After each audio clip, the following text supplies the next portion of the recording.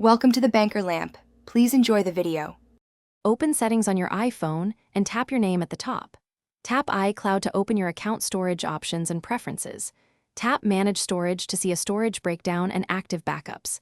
Tap Backups to list devices that use iCloud backup and their backup sizes.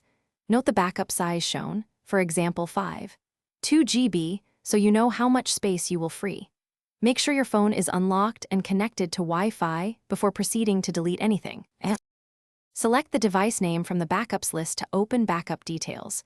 Review the date and size so you confirm which backup you will remove. Scroll down and tap Delete Backup to begin removal of that backup. iOS will ask you to confirm by tapping Turn Off and Delete, which also disables iCloud backup for that device. Confirming removes the backup and frees the listed space, for example 2 GB, from your iCloud storage immediately. After deleting a backup, consider whether you want iCloud backup turned off. If you prefer local control, connect your iPhone to a Mac or PC and create a Finder or iTunes backup.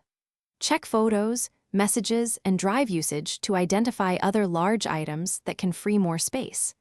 If you need iCloud backups later, enable iCloud backup again and perform a fresh backup over Wi-Fi. Keep an eye on your iCloud storage plan. Thanks for watching. If this was helpful, leave a like and consider subscribing. See you next time.